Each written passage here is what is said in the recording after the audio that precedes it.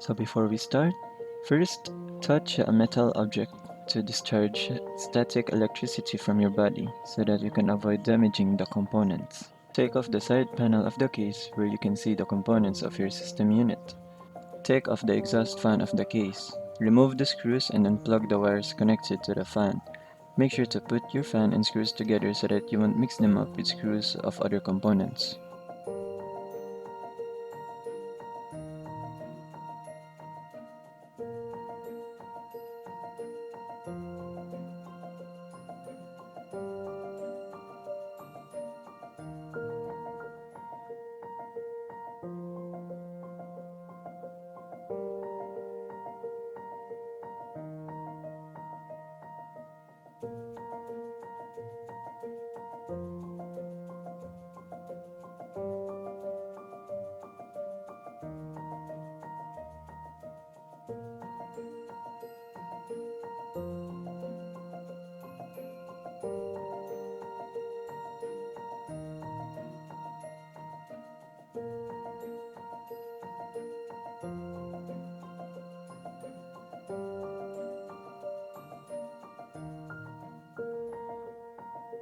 Then, do the same for the intake fans of the case. Remove the screws and unplug the wires connected to the fans from the power supply.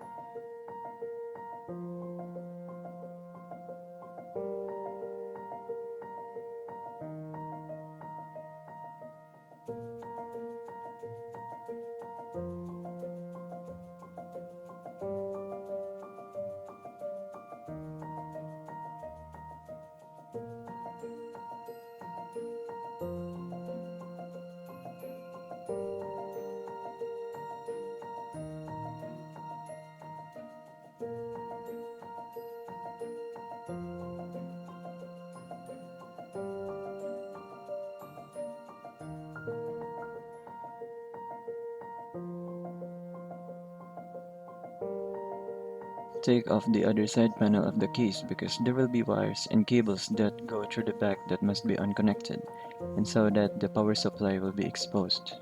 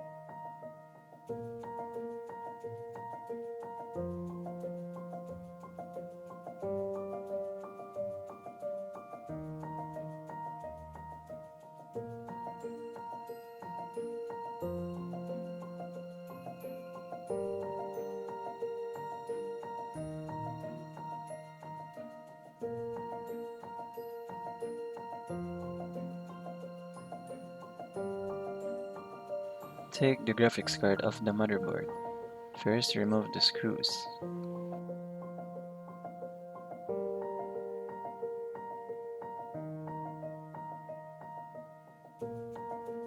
Then, undo the lock of the PCIe slot by pushing it downwards.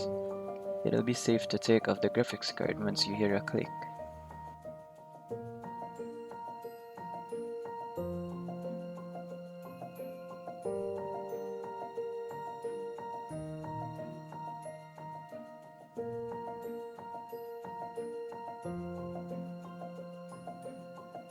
Next to remove are the storage devices. In this video, the device used is an NVMe SSD. So just take the screw off and pull the SSD at a 30 or 40 degrees angle. Then return the screw back to place.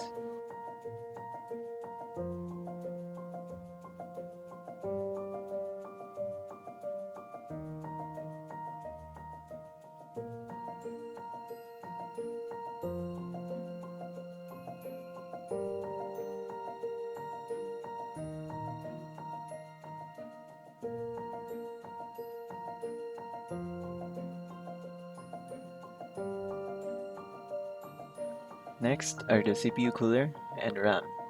In this case, the CPU fan must be taken off first before I can take off the RAM, and then unplug the wires of the fans, then detach the fan clippers.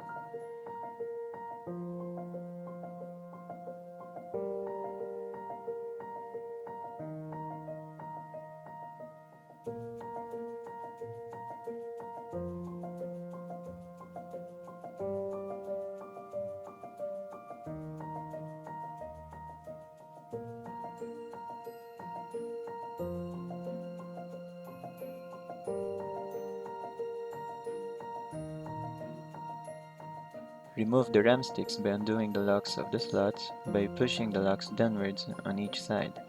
Once you hear the click, detach the RAMs off the slot.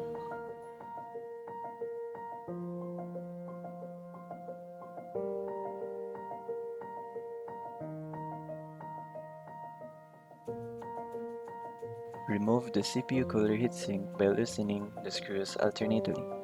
Don't unscrew them right away so that there's no risk of damaging the CPU.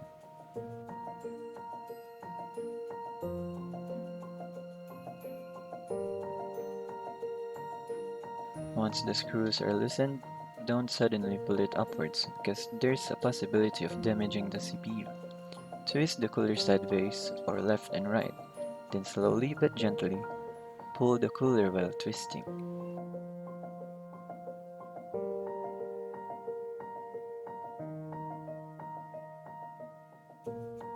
Next, clean the thermal paste of the CPU cooler and the CPU. Make sure the thermal paste doesn't spread.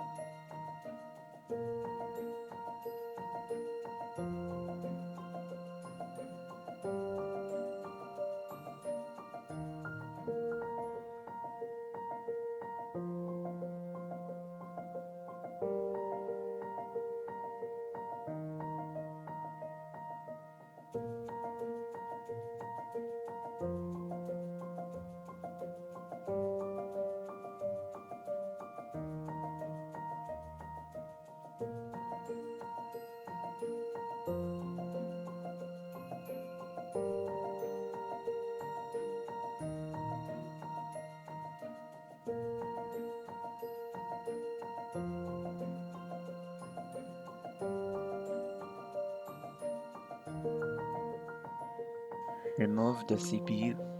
Undo the lock by pulling the lever and take off the CPU from the socket. Then push the lock back to place.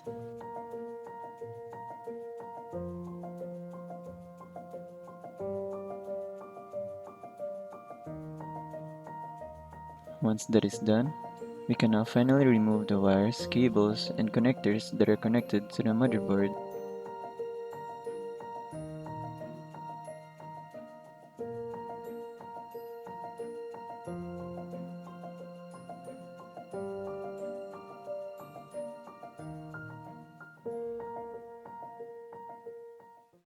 Next, detach all the wires that are connected from the case to the motherboard. Tidy the wires up so that they won't get in the way of the motherboard.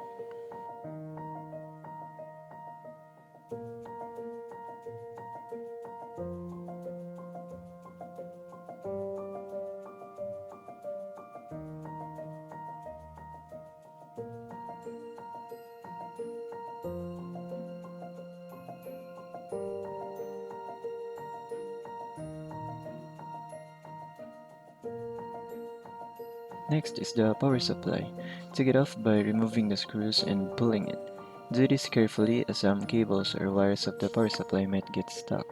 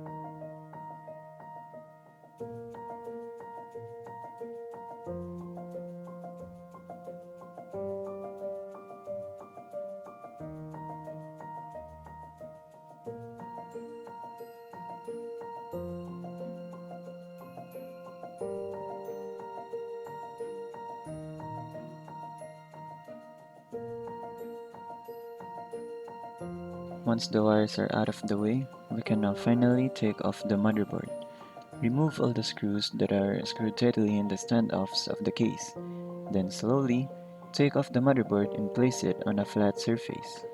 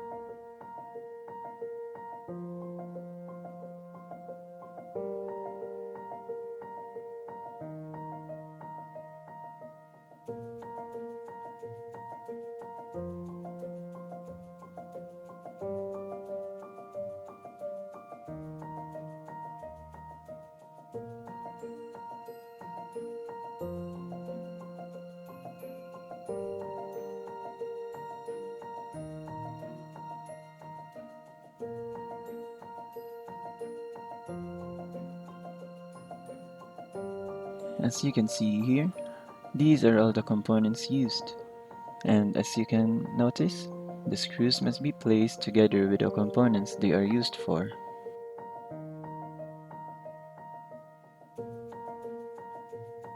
Touch a metal part to remove static electricity and take off the side panel of the computer case. Next, get the I/O shield along with your motherboard. In this video, the motherboard used has a built-in I/O shield. Next, align the I/O shield to the side and align the motherboard to the standoffs of your computer case. Then, place the screws in the standoffs and screw them tightly.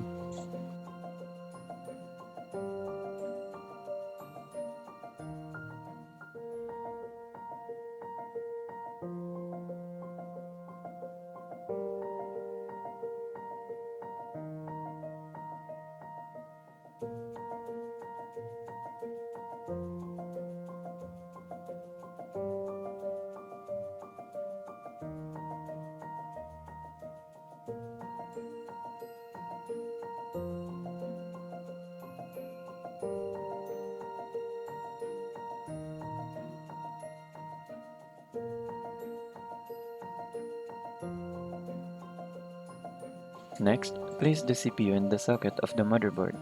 Look for the yellow triangle on the underside of your CPU and match it to the socket that has a square corner.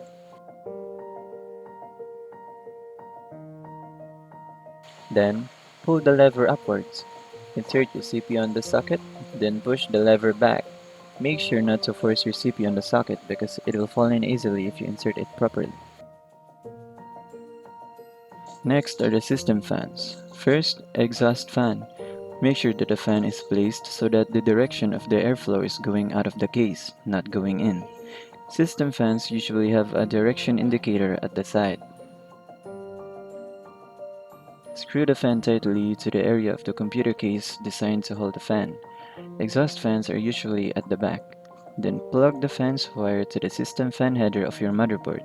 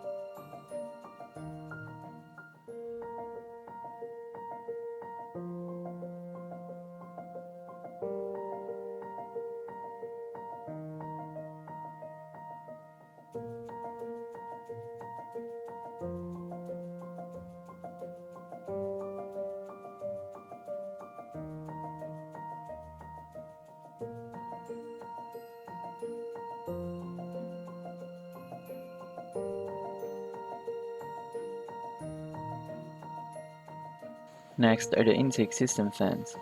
This time, make sure that the direction of the airflow is going inside of the case, not going out. Screw them to the front of the computer case.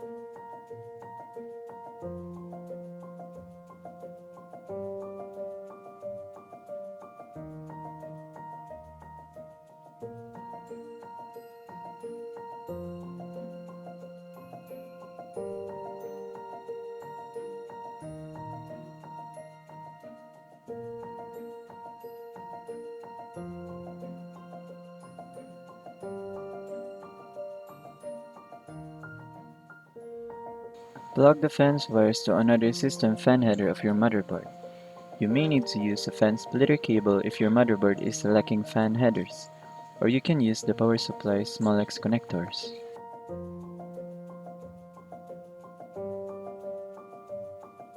Once the fans are done, it is time to get the power supply unit, or PSU in short. Look for the area of the case where it is designed to hold the PSU. In this case, it is at the bottom.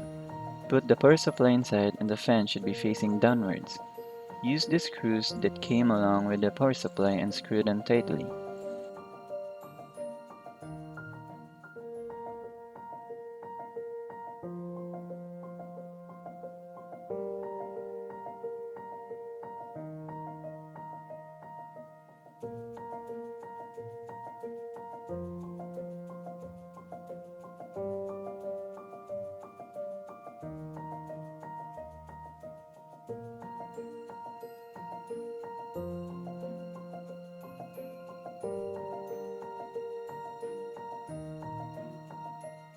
Next is cable or wire management so that the airflow in the case won't be bad and so that the wires will look neat.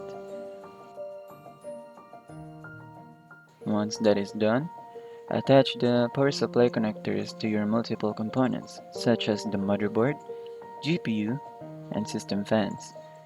Connect the CPU or ATX 12 volts cable to the CPU power connector on the motherboard. Connect the motherboard or ATX 24-pin cable to the motherboard power connector.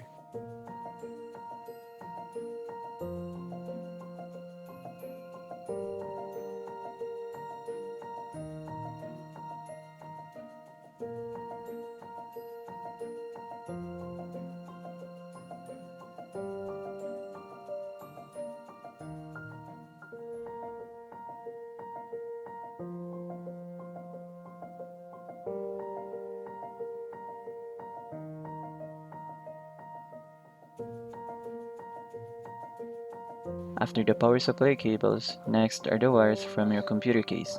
Connect those wires to the respective headers on the motherboard. You can refer to your motherboard's manual for these headers.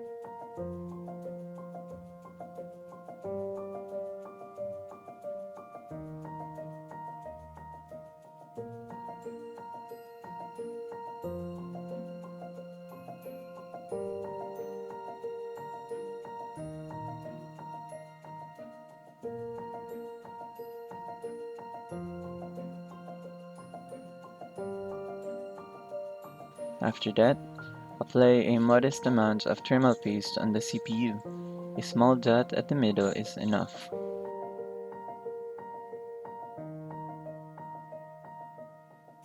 We can now finally place the CPU cooler. Each CPU coolers have their own mount depending on the socket of your motherboard. In this case, the AM4 mount is used because it is an AM4 socket.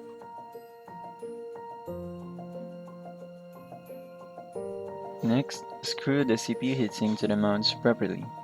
This is done by tightening the screws alternately. It ensures that the pressure to the paste and CPU is equal. Next, attach the CPU fans to the heatsink.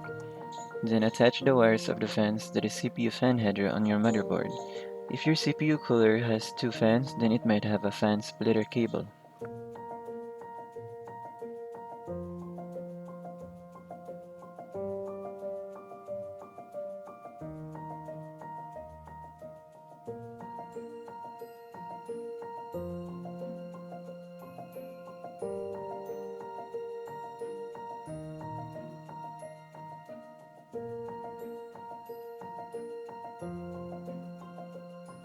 Next are your RAM sticks. Push the locks at the side of the RAM slots, then insert the RAM sticks and gently push them. Once you hear a click, then it should be locked.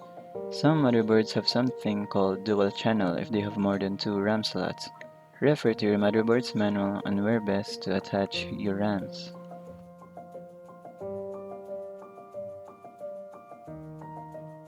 After that, connect your storage device to the motherboard. In this video, the motherboard has M.2 connectors for NVMe SSDs. You can refer to the manual if you have other types of storage devices.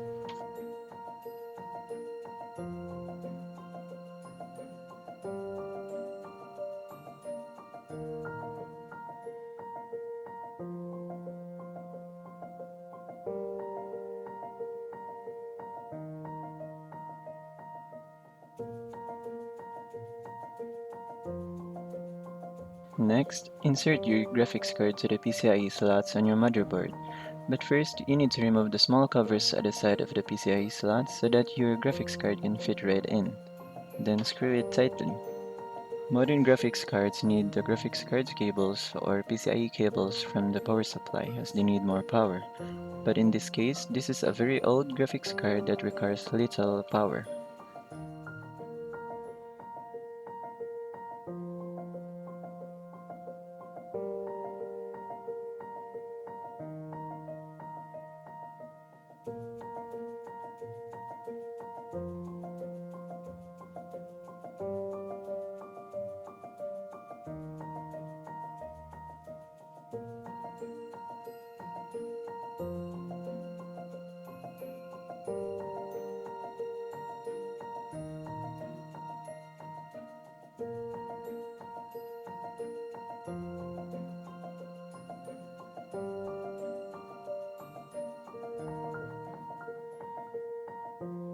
That should be all the components.